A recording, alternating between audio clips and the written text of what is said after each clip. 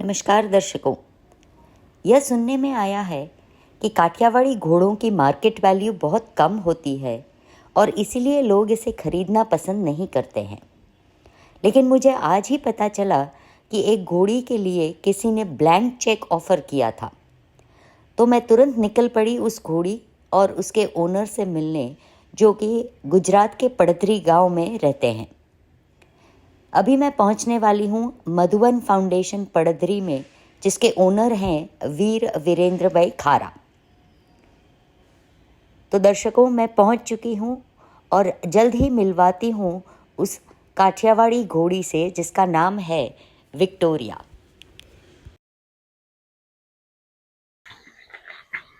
तो आइए मिलते हैं वीर भाई के घोड़े और घोड़ियों से। वीर भाई, अपने घोड़े घोड़ियों के बारे में अपने दर्शकों को बताइए। हाँ जी, ये है वायु, ये प्योरेस्ट काठियावाड़ी है।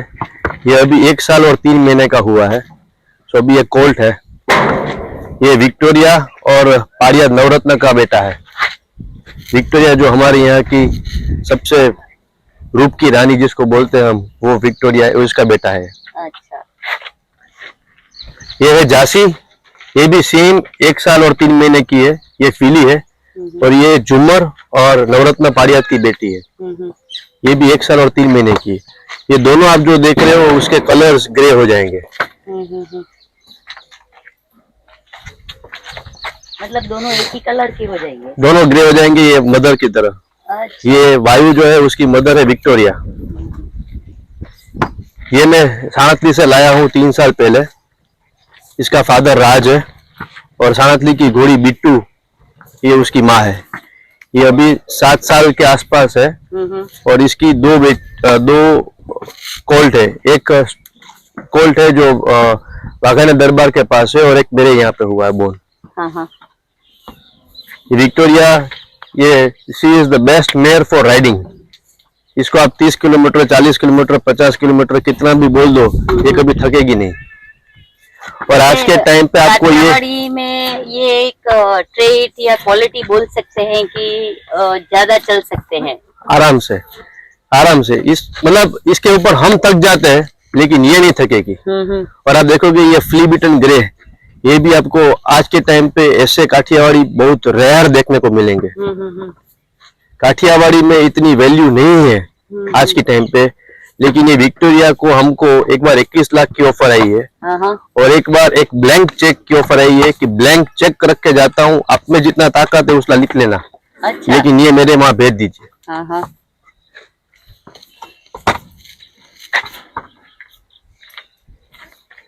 ये ब्यूटी है।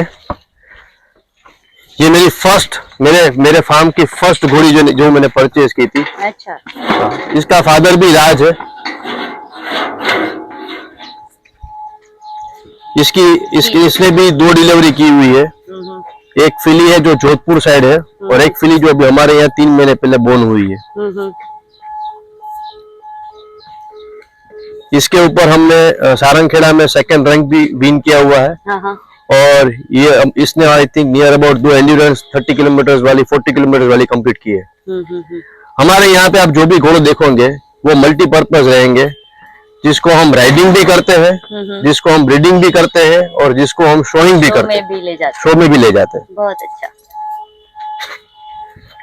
मैंने रिसेंटली 2 महीने पहले ही मारवाड़ी ऐड किए।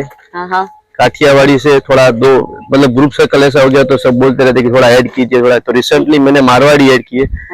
ये मेरे दोस्त चरण भाई, उसके पास से ही मैं दिलबाग की बेटी लाखी लेके आया। भाई मतलब केसरिया वाले? हाँ, केसरिया वाले चरण भाई। अच्छा, ये उनसे लिए मैंने। 2 महीने हुए मेरे यहाँ पे आई हुई। और ये दिलबाग की बेटी है और 5 साल की है। इसके ऊपर भी हमने राइडिंग चालू कर दिया। बहुत अच्छा। ये विजय लक्ष्मी है। ये भी 6 साल के आसपास है। इसकी ऑलरेडी 2 बेटी है जो राहुल बंकर करके है पूना में, उनके पास है। और अभी ये हिडाल्गो से प्रेग्नेंट है। और ये अभी रत्नाकर लाइन की है।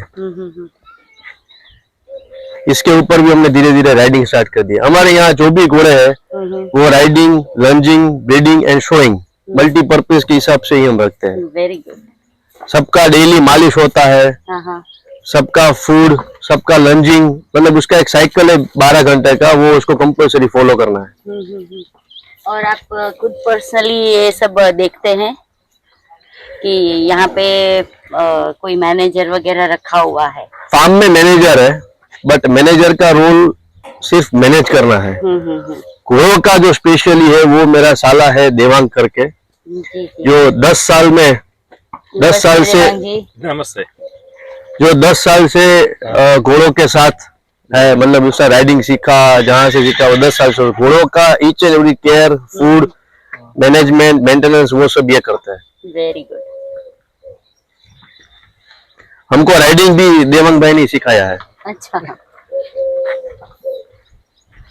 यहाँ पे एक मारवाड़ी स्टेलियन है जो बहुत ही अच्छी ब्लड लाइन का है, सप्तांश एंड रूपाली। ये अभी 3 साल का हुआ है। इसका नाम चेतक है, ये कुमार ठाकुर से लिया हुआ है। अच्छा। हाँ, इसको अभी हमने ये सब, अगर आप मारवाड़ी की बात करोगे तो ये मारवाड़ी में ये पेडिग्री वाले दिलबाग, रत्नाकर, सप्तांश, ये सब 100 एनिमल है। बट हमारे यहाँ कोई भी हो, इसको भी शाम को daily half an hour riding होता है।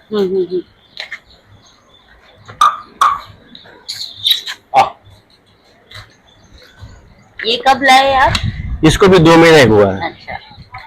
लेकिन आज तक अभी हमने इसका कोई फोटोग्राफी मार्केट में इसको कभी भी कुछ किसी को बताया नहीं है। अच्छा। क्योंकि हमारा एक रूल है कि एकदम हमको जब दिखे कि एकदम परफेक्ट है और विंटर सीजन है, जी जी। तभी हम फोटोग्राफीज करते हैं। Okay okay. और एक यहाँ पे बहुत ही सुंदर, आप देख सकते हो, प्योरेस्ट काठियावाड़ी बच्ची है जो अरे वाह। वो जो 3 महीने की है। इसका फादर जो है अश्वमेघ है, जो घर पे ही रखते, किसी को ब्रीडिंग के लिए हाँ नहीं बोलते, ये उसकी बेटी है। आप इसकी नेक देखो, आप इसके ईयर्स देखो छोटे से, इसके प्योर पंच कल्याणी मार्किंग ऐसी आपको, ये जब बड़ी होगी तो she is a definitely rank winner. बहुत सुंदर है। इसकी हाइट भी हमको लगता है कि आराम से 58-59 तक जाएगी। हमारा एक रूल है कि हमारे यहाँ पे 8 स्टेबल है, तो 8 स्टेबल के हम 8 घोड़े रखते हैं। फिर 8 का अगर 9वां हुआ तो हम डिसाइड करते हैं कि उसको क्या करें, लेकिन 8 स्टेबल 8 घोड़े। जी जी जी।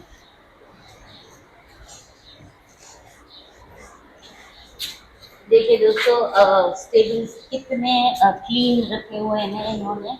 हाइजीन पे बहुत ज़्यादा फोकस करते हैं वीर जी, क्योंकि उनका मानना है कि जितने क्लेanलीनेस, जितना हाइजीन रहेगा, उतने ही उनके घोड़े और घोड़ियाँ हेल्दी रहेंगे। इससे पहले मैं काफ़ी स्टड फार्म विजिट कर चुकी हूँ, लेकिन इतना क्लीन स्टड फार्म मैंने पहले कहीं नहीं देखा है। हाइजीन के साथ साथ बहुत ही वेल ऑर्गेनाइज्ड टैक रूम भी है इनका, और तरह तरह के रिकॉर्ड्स मेंटेन करते हैं वीर जी, जो अपने आप में एक बड़ा काम है। तो आइए वीर जी के मुंह जुबानी सुनते हैं कि वो कैसे रजिस्टर मेंटेन करते हैं। दर्शकों, मधुबन फाउंडेशन का आपने टैक रूम तो देखा, इतना ऑर्गेनाइज्ड है। ये देखिए, वीर जी से थोड़ा समझते हैं कि उन्होंने कितने अच्छे से ये रजिस्टर भी मेंटेन किया हुआ है। तो वीर जी थोड़ा बताइए इसके बारे में। ये यहाँ का रजिस्टर है मधुबन फाउंडेशन हॉर्स का। इसमें फर्स्ट पेज है वो इंडेक्स पेज है, जिसमें हॉर्स की बर्थ डेट, उसका मधुबन का नंबर, हॉर्स का नाम, हॉर्स का शायर, हॉर्स का डेम, ओल्ड ओनर कौन था, कौन से विलेज से था, और उसका कितना लैक्टेशन चल रहा है।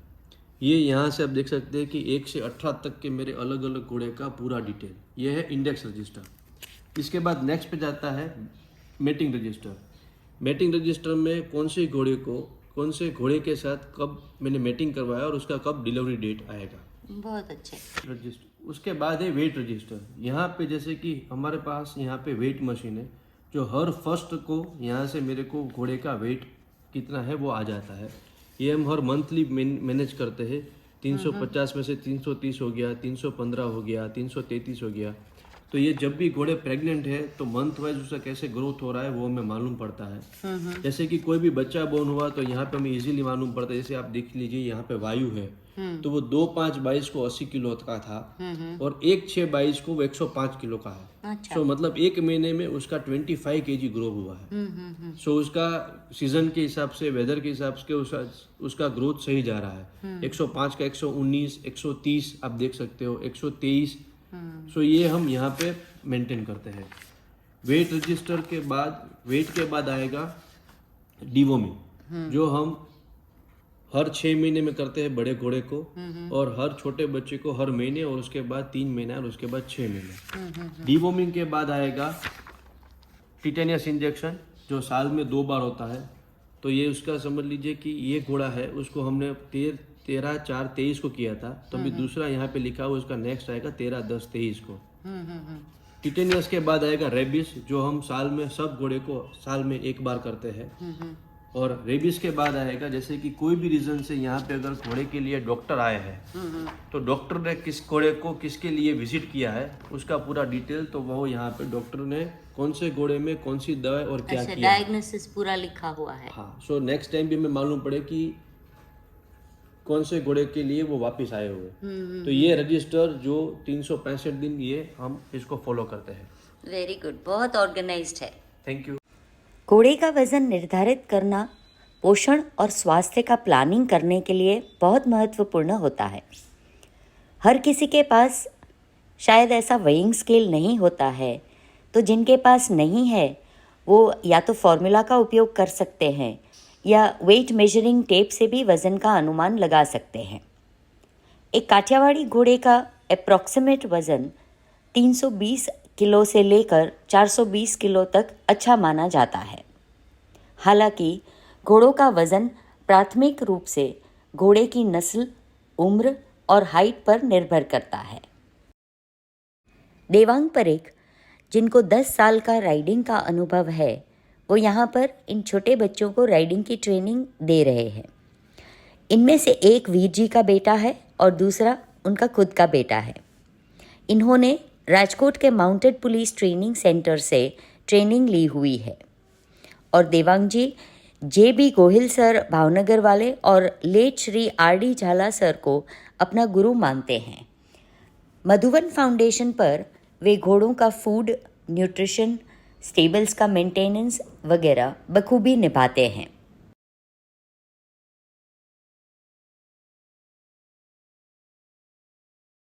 हेलो, बहुत अच्छी राइडिंग की आपने। क्या नाम है आपका? मेरा नाम रेयांश है और आपकी उम्र? 10 साल। कब से राइडिंग कर रहे हैं? 2 साल। और किसने सिखाया? पापा ने? नहीं, मामा ने। मामा ने? अच्छा, वेरी गुड। आपके पापा भी राइडिंग करते हैं? अब भी राइडिंग करते हो? मम्मी भी राइडिंग करती है क्या? नहीं, मम्मी राइडिंग नहीं करती। तो मम्मी को सिखाना नहीं है? सिखाना है। सिखाना है। भी दे रहा है। चलो, वेरी गुड। आपका नाम क्या है? मेरा नाम दियान परीख है। आपकी एज? 11 साल। अच्छा, आप कितने टाइम से राइडिंग करते हो? 2 साल। साथ कितने? 2। 2 साल। ओके, दोनों ने साथ में ही चालू किया था? हाँ, ठीक है। और आपको किसने सिखाया राइडिंग? मेरे पापा ने। Very good, thank you. Thank you.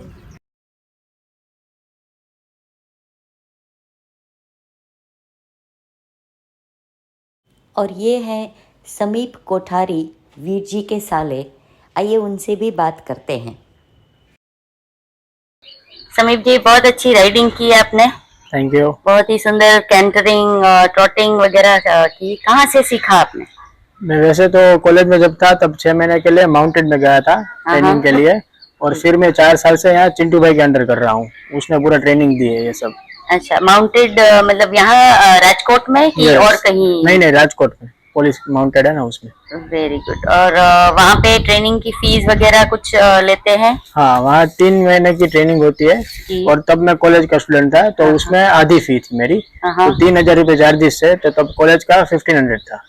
अच्छा, और आपने 6 महीने वहाँ से किया? तब मैंने वहाँ 6 महीने के लिए ट्रेनिंग ली थी।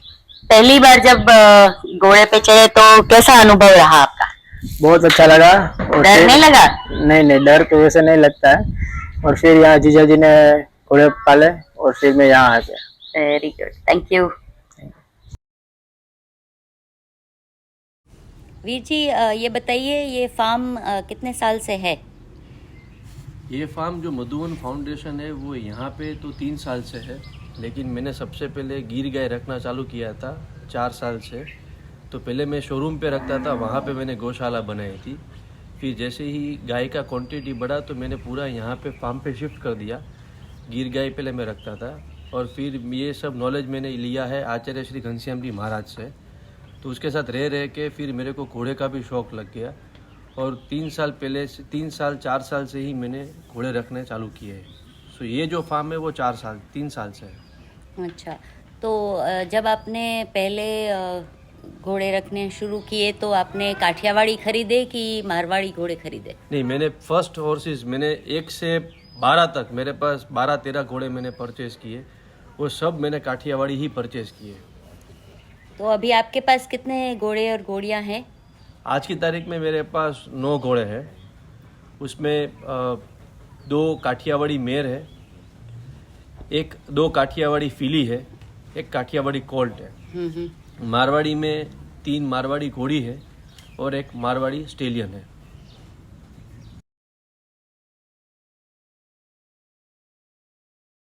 तो देवांग भाई, थोड़ा फूड और न्यूट्रिशन के बारे में बताइए।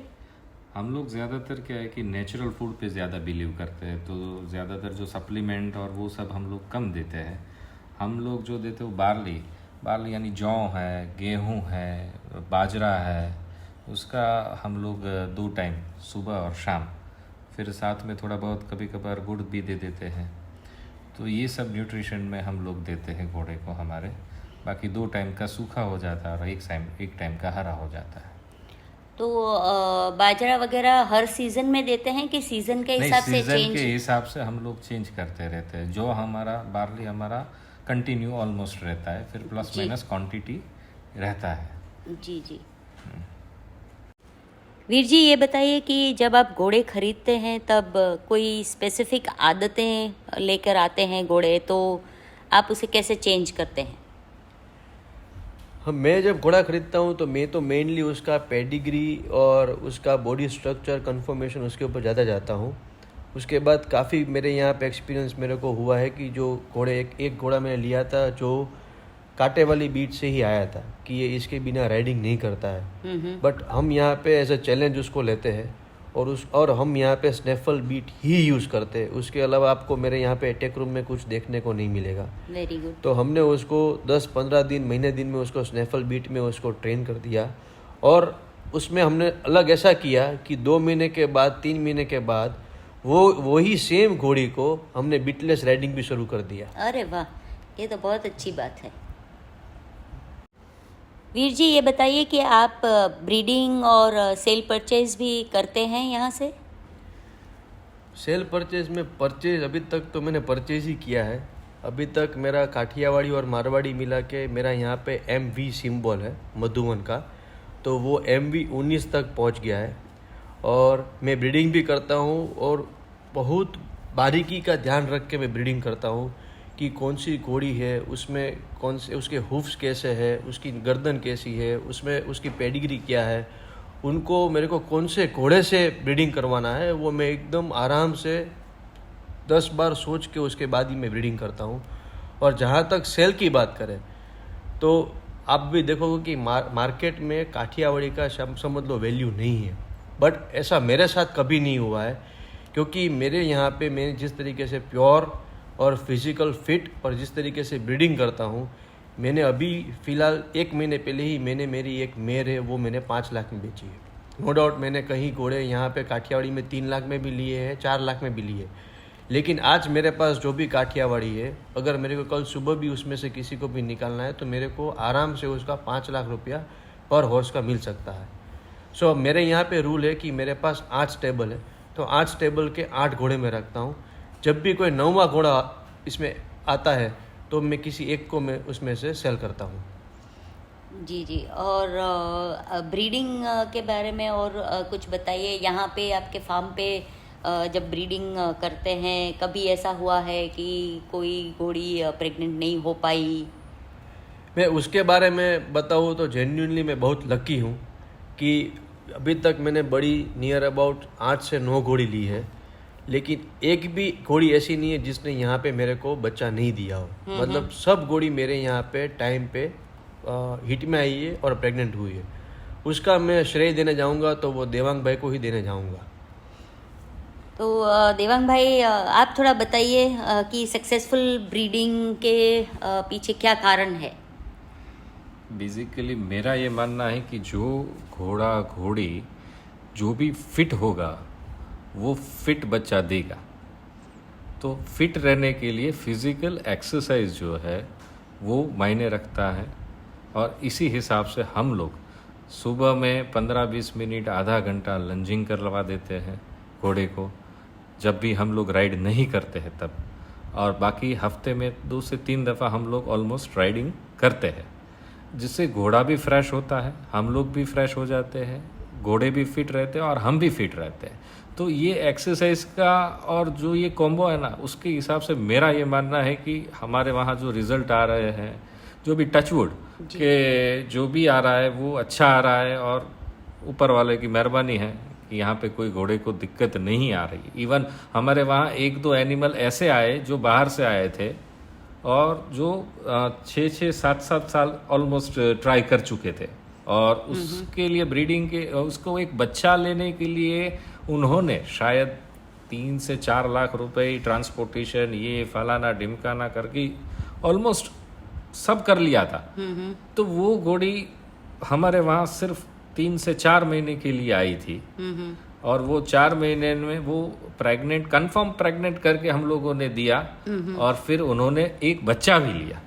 अरे वाह। और वो घोड़ी की एज करीबन 20 साल के आसपास थी। हाँ, मेन चीज वो है कि 20 साल के आसपास थी, और वो बंदा ऑलमोस्ट 6-7 साल या फिर उससे ज्यादा वो काफी ट्राई कर चुका था, लेकिन पता नहीं, ये समझ लीजिए कि मधुवन फाउंडेशन में हम लोग साथ मिलकर ये कर रहे हैं, तो ऊपर वाले की मेहरबानी है, तो उस हिसाब से चल रहा है। जी, ऊपर वाले की मेहरबानी के साथ साथ आप जो मेहनत करते हैं और ट्रेनिंग, फिजिकल ट्रेनिंग देते हैं घोड़ों को, उनका मेंटल और फिजिकल दोनों ही चीज़ों पे जो ध्यान रखते हैं, शायद वो कारण मेन है। मेन चीज हो सकता है वो चीज। हम लोग तो क्या है कि हम लोगों ने सीखा है हमारे गुरुजी से, जो JB गोहिल साहब करके है, भावनगर में रिटायर्ड है, अभी PI है रिटायर्ड, तो उन्होंने सीखा है, और उनके गुरु है RD झाला साहब। तो हम लोगों ने गुरु ने वहीं सिखाया है, हम लोग वहीं थोड़ा बहुत जो सीख पाए उनसे वहीं अप्लाई कर देते हैं। बहुत अच्छे। वीर जी, आप काफ़ी फॉरेन ट्रिप्स कर चुके हैं, तो वहाँ का कोई एक्सपीरियंस घोड़ों का अगर है तो बताइए। मैं एक बार लंदन गया था। लंदन के पास में रोचेस्टर गांव में, जो वहाँ पे मेरी JCB की मीटिंग थी, तो उसके लिए गया था। मैं जैसे ही मीटिंग ख़त्म करके वापस आ रहा था गाड़ी में, तो मैंने एक खुला सा ग्राउंड देखा। वहाँ पे मिनिमम नियर अबाउट 50 घोड़े, कैरेवान, और मतलब वो पूरा मैंने माहौल देखा। तो मैं तुरंत मेरी गाड़ी घुमा के वहाँ पे गया, और वहाँ पे मैंने कंसर्न किया कि ये क्या है। तो एक लेडी ओनर थी जिसने मुझे बताया कि मैं विंटर्स में एवरी वीकेंड यहाँ के आसपास में जितने मेरे फ्रेंड सर्कल्स है उसको मैं सैटरडे संडे यहाँ पे गैदर करती हूँ। शाम को हम यहाँ पे घोड़े के साथ रहते हैं, और नेक्स्ट डे ये सब 100 घोड़े साथ में राइडिंग के लिए जाएंगे। सो वो ऐसा मैंने देखा था कि जो आज तक कभी मैंने ऐसा इंडिया में नहीं देखा है। मतलब ओपनली घोड़े के साथ रहना है, कैरेवान उनके साथ ही खाना खाना है, आप पूरी शाम वो घोड़े के बारे में डिस्कशन होता है, और नेक्स्ट डे वो 70, 80, 100 घोड़े साथ में राइडिंग के लिए जाएंगे, और फिर वो संडे वो लोग अलग होंगे। वो एक मेरा अच्छा एक्सपीरियंस था। दूसरा, मैं लास्ट ईयर ये साल ही दुबई गया था। तो दुबई में मेरे एक फ्रेंड ने मुझे कांटेक्ट दिया था। वहाँ पे मैं सुबह में सफारी करने गया था। वहाँ पे भी इतना अच्छा था कि आपको वो मिनिमम 10 किलोमीटर तक ट्रॉट कैंटर करने ले जाते हैं डेजर्ट में, और 10 किलोमीटर वापस आते हैं। तो वो एक्सपीरियंस भी मेरा अच्छा था। सो अभी आप फॉरेन में जाओगे तो ये सब ट्रेंड बहुत अच्छा है घोड़े के साथ राइडिंग एंड वो सब देखने के लिए। तो देवांग जी, ये बताइए कि यहाँ पे इंडिया में जैसे आपने और मैंने, वीर जी ने, हम सब ने देखा है कि ज़्यादातर घोड़ों को बांध के ही रखते हैं। यहाँ लंदन की जो बात कर रहे थे वीर जी, वो घोड़े फ्री मेडोज़ में घूम रहे हैं और यहाँ पे एक कंसेप्ट है कि नहीं बस घोड़े को बांध के रखो, घोड़ा सोना नहीं चाहिए, लेटना नहीं चाहिए, बीमार हो जाएगा। आपको क्या लगता है, आप थोड़ा बताइए इसके बारे में। ये है ना, ये हमारे वहाँ सबसे बड़ी दिक्कत यही है कि हम लोग अपने थॉट से ऊपर कुछ सोचना ही नहीं चाहते। हमारे पास काफ़ी दफ़ा नॉलेज है लेकिन उसको अप्लाई नहीं करना है।